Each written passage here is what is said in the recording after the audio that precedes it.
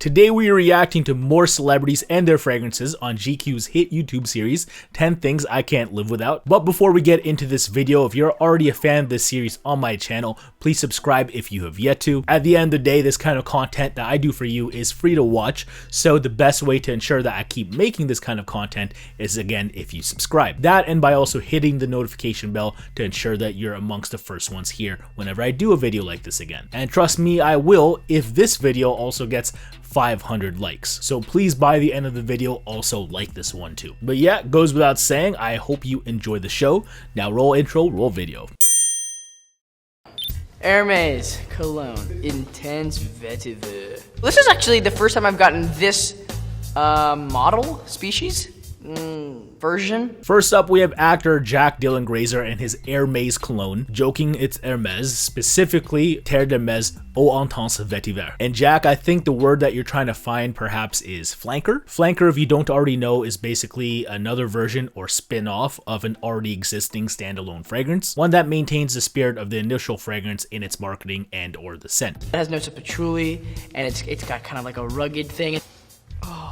It also induces an amplification of self-esteem. It feels good to smell good. Alright Jack, hold on, whoa. I don't think there's actually notes of patchouli listed officially on the website, but if that's what you get, then cool. However, I do agree with the rugged thing for sure. If anything, I feel like the Terre de Hermes DNA in general treads that line between both rugged and classy. And again, I'd say that very same spirit is carried over here as well in Eau Intense Vetiver. Here it's less orangey, which I tend to like from the initial Eau de Toilette, but you still have a really nice bergamot that kind of leans sharp here instead. Doesn't feel as vibrant, so I'm not feeling as uplifted remotely with this, but I do like how it achieves a different kind of mineral balance with it still feeling masculine in a more vetiver driven route. So a more notably pronounced clean and vegetal kind of vetiver here. That and a bit of spice and or resin in the back. So yeah, I think it's overall a pleasant scent, but again, I just don't think it's no Terre de Hermes Eau de Toilette. But hey, that might just be me. When I was a little precocious little 9-year-old, I was obsessed with colognes. It made me feel adult. It was like my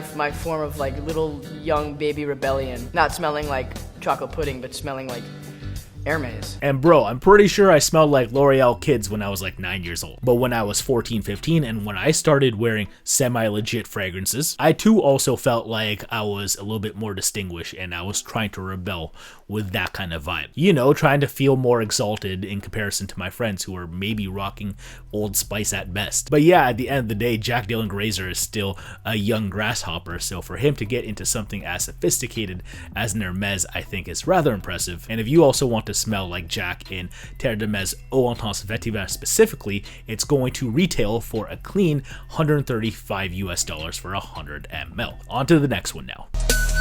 I do like my colognes.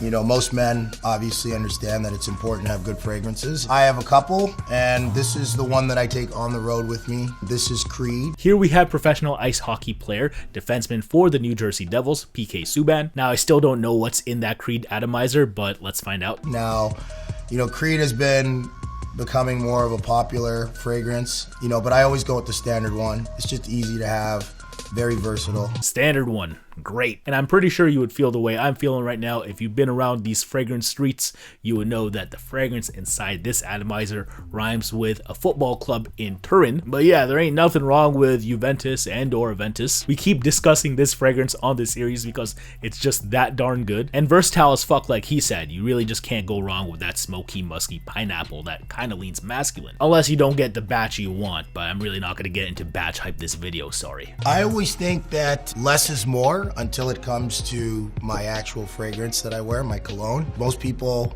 spray once or twice and they actually walk into it. I spray once directly and then the 2 other times I walk into it. It's basically greatness in a bottle. That's pretty much what it is. No! Make it stop. Alright, here, let me get this shit. So I got a Ventus 15R01 in my hand, and I'm finna spray this shit in the air and catch it Gold Glove Mookie Betts style. And while I'd like to think that I got some of it on my sleeve, you know, not bad, but in comparison to me directly spraying it on, say, my wrist, doing this shit is fucking shit. A more dispersed, less concentrated spray radius is way less effective than a more concentrated, smaller radius, especially if you concentrate on a pulse point, most notably your neck and or the insides of your wrists or your elbows, places like that. So to all the spray and walkers out there, I highly recommend you do this shit. But hey, if it makes you feel any better, I'm not against you spraying fabrics depending on if they are going to stain or not, because some of them with like maybe more clinging kind of base notes like iris tend to really project off of your clothes alongside where you sprayed it on skin for more of that enveloping effect. So I can't fault anyone for trying to push like that. Hell, I'll even do that if I'm feeling daring one day. But yeah, just don't do this Mookie or PK stuff. That's it. And if anything, I think that about does it for my man PK here. Still a great defenseman. And I guess if you also want to smell like dude, I'm pretty sure you already know this, but 100 ml of Aventus at retail is going to run you $435 US. On to the next one now. This is some Cologne Givenchy. Shout out to them. I'm a big smell person though, cologne person. Like, here we have certified platinum selling recording artist Lil Skies. And before we get into this, I must say that this is my guy right here. Totally love his music. I got tattoos on my face. I use that shit as motivation. I could never get a job, so for my dream I'm dedicated. For a second lost myself, I was too busy getting faded. Now they see me out in public and be knowing what my name is. Sorry, had to. That shit's really inspirational to me. But yeah, my dude has his OG Play Intense by Givenchy here. I say OG because the more recent bottles kind of look like this instead of that play button in the center there. That being said, unfortunately, you can no longer get either bottle pretty much anywhere anymore just because this stuff was actually discontinued in 2019 along with the rest of the Play for men and or women's lines. So if anything, I will forever cherish this OG bottle myself, and I'm glad that Sky still has his, so big ups to him here. it just smells like fresh life, bruh. It smells like, oh my gosh. Whoa. I can't even explain the smell. It's just like that. Like, damn. I mean, Skies can't explain it all, but I will. Now, like the standard regular Play also released alongside it, Play Intense here also has that kind of traditional men's breakdown of a scent. Citruses like bergamot and mandarin to open it up. Pretty juicy stuff right there. Definitely leans a little bit more sweet rather than sharp or sour, if that makes any sense. But here's where things start to change and differ from the other Play, because while you get other more airy and fresher fleeting notes in that other Play, here you get down into the business a little bit more sooner. So a lot of coffee flower, a lot of tonka bean. You're getting this kind of cafe breakfast vibe, very syrupy, in reminiscence to things like Michael Jordan Legend and or Rojas Man. But then again, I also still get a lot of patchouli. I still get a little bit of pepper. So again, a more well-rounded masculinity, but ultimately with that slightly gourmand-ish base that it's primarily characterized upon, just not completely a gourmand bomb, kind of like those aforementioned scents. Need to smell good. Nobody wants a stinky person. You don't want no stinky dude. So I try to stay as clean as possible. This and lotion, I keep it on deck. Gotta have it. Yeah. Cologne. Gang. Man, Skies might just be the MVP of this video, no cap. Like he said, gotta have lotion, that's definitely facts. Preferably fragrance free so it lifts your scent rather than clashes with it, because technically fragrance free is still a scent by definition, but it's going to help more than it hurts. Just gotta have it regardless of if you are more of a fragrance wardrobe kind of guy like myself, or if you're more like Skies and you are more of a signature scent kind of guy. Either way. That being said, if you also want to smell like my man Lil Skies here in that OG Givenchy Play Intense, and or if you want to cop even newer bottles of the scent, I'm afraid again you cannot anymore, at least not at the retail level. But if you do search on completed listings on eBay, you're spending even a few hundred potentially, and I would say at that point you might as well buy niche, because at least you're getting better value for money based on the quality of the scent that you're getting. I don't know, I just don't think you should be paying into exclusivity per se, when meanwhile the quality of the scent is the equivalent of that stuff that you can find at a Macy's or something like that. Again, nothing wrong with the scent, I love it, it's just I don't make Lil Skies money, so I cannot exactly just spam money on nostalgia or anything. But hey, maybe that's just me. Just let's get to the next one, shall we?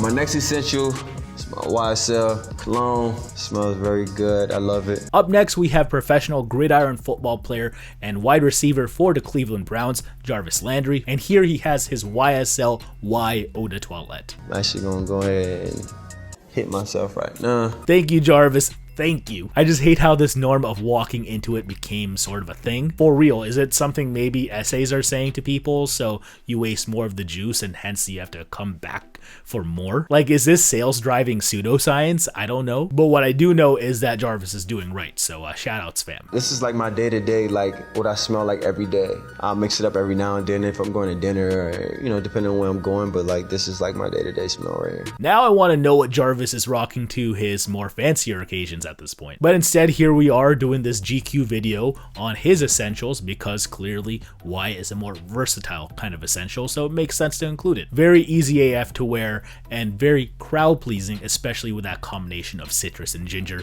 You really cannot go wrong with that in the air. Very vibrant stuff. Got that ambroxan in there too. People love that as far as a more salty and or metallic kind of vibe, but here it's not as rough as say more blue fragrance in Sauvage. So with it smelling more straight up clean and not focusing on the aspects that aren't as room filling, that's why I think this is a more versatile scent, a more professional approach to a modern day men's fragrance. And again, overall hard to hate unless you are a scent snob, so it's just what it is. And overall not groundbreaking stuff, but it's not like it's trying to be, so I have no qualms with YSLY here. And if you guys also want to be like Jarvis Landry, smelling like YSLY, it's going to retail for $97 US for 100 ml. On to the last one now. Oh, that's kind of chic. That makes me look like kind of a modern man.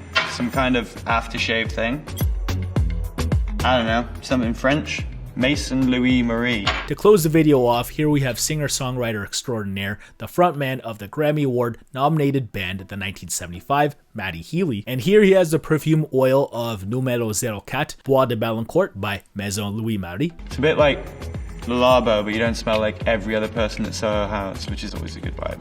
Not that I go to Soho House, but it's like that kind of smell, right? It just smells like Soho House. Santal, or whatever they call it.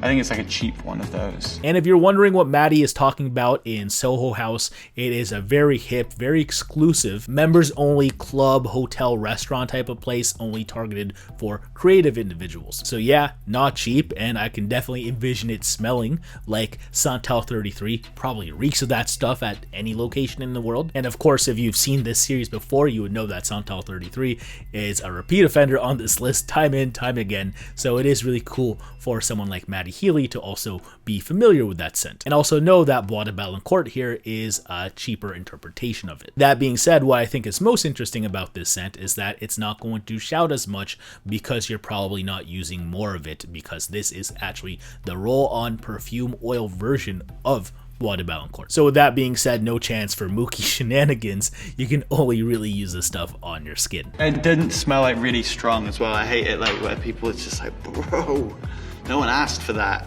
like coming up here, like all that smell. And yeah, Matty is absolutely right here. Definitely more subdued than the more unbridled Santal 33. That, and I'm pretty sure a lot of the people who wear Santal 33 kind of go anosmic to it fast, and they actually spray even more as a result.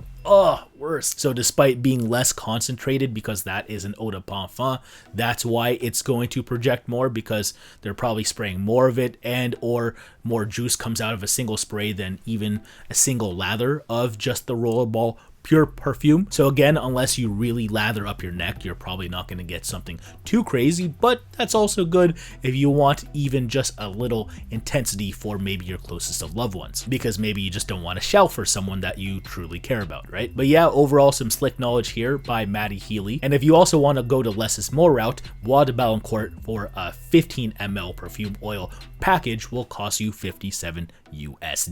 But there it is for him. I think that about does it for me. Did you have a favorite celeb and or scent here? Please let me know in the comment section below. Also, if you enjoyed the video, please be sure to like it once again. And once again, if we reach 500 likes, we will release another GQ reactions video. So if you also want to catch that, please be sure to subscribe and hit the notification bell if you want to be amongst the first ones back once this new video is up and ready. But until then, thank you again for watching, as well as the ongoing support as always. Take care for now. Peace out. Bye. My name is Manny. Wear your fragrances.